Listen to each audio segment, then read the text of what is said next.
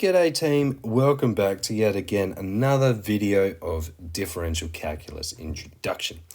So we are going to start applying all of our derivatives and stationary points and all sorts to something called kinematics. And what that looks at is the motion of objects.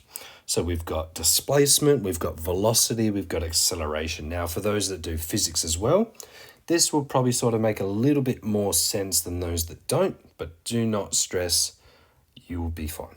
So, couple definitions to get us going before we get into the meat of the questions in the next video. So we've got displacement. Now, those in physics know that displacement is denoted as S. So S of t is going to be my displacement with respect to time, and that's going to be the function I'm using. So instead of f of x equals, so in this case, f of x equals x squared plus 3x minus 1, I have s of t and my x's have become t's. Now, we're also given units, so we can see I've got centimeters. And that means at time equals 0, I'm at the position -1. At time equals 1, I'm at the position 3. So I'm 3 centimeters away from the origin. And at s of 2, I'm 9 centimeters away from the origin. That means I'm moving further and further away as time goes on. So just like this. So t equals 0, I'm at -1. T equals 1, I'm at 3. And t equals 2, I'm at 9. So that's how displacement works. We're looking at a number line and our position in relation to the origin O. This then leads us to velocity. So the velocity is the rate of change of displacement. Now we did a lot of work with rate of change, and that just means our derivative or our gradient.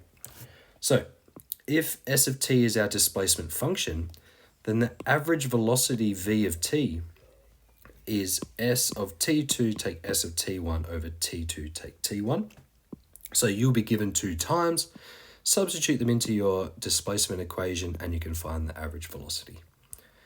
So notice how the velocity is the rise over the run.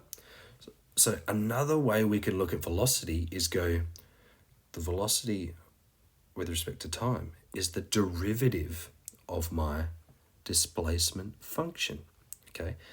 If I wanted to find the average velocity, I have to use this formula because it's asking between two specific times. But if I want to find the velocity at a specific time, I can find the derivative of s prime of t. Then that leads us to acceleration, and acceleration is the rate of change of velocity. So again, the average acceleration is v times t2, or v of t2 take v of t1, over t2 take v of t1. And again, notice how the acceleration is the rise over run. So that means the acceleration is the derivative of the velocity function or the second derivative of my displacement function. Now we haven't really come across this before, but the double derivative, so the double dash just means I've done the derivative two times. Typically units of velocity is meters per second and units of acceleration is meters per second squared. Given all of that information, let's have a look at an example. So an object moves in a straight line with displacement from O, the origin. It's given by s of t equals 2t squared plus 3t minus 10 meters. Find the average velocity from 2 to 4 seconds. Find v of t. Find the average acceleration from 1 to 5 seconds. And then find a of t. So average velocity,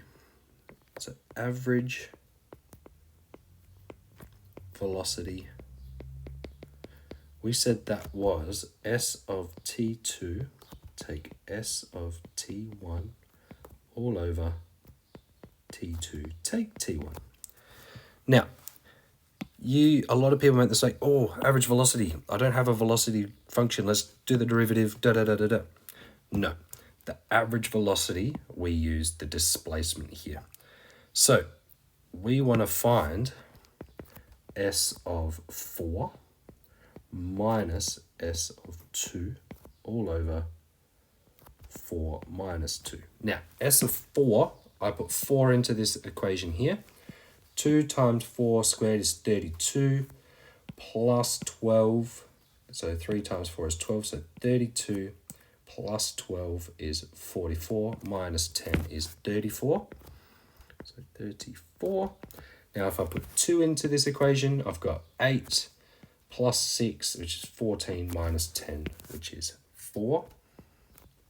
All over, and then 4 minus 2 was 2. 34 minus 4 is 30, divided by 2 is 15 meters per second. All right, so that is my average velocity over that time. Now, part B asked me to find v of t. Now, v of t is defined to be s dash of t, my derivative of my displacement. Now, if I'm looking at my displacement here, the 2 comes out the front and multiplies, so 4t plus 3t meters per second. So that is my velocity function. Now, part C, a bit like part A, we want to find the average of something, but we want to find the average acceleration. So average acceleration.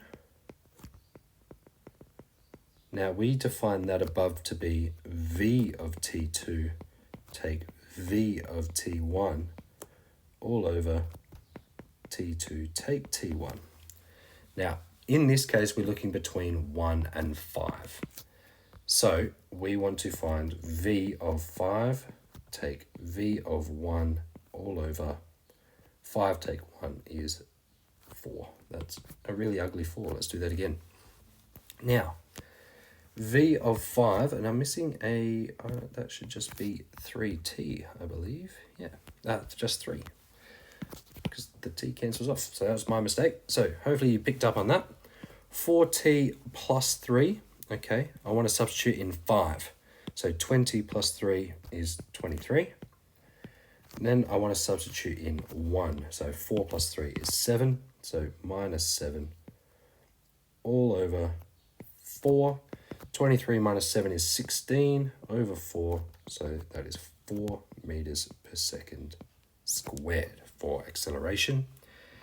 And finally, D, we want to find A of t, which is v prime of t.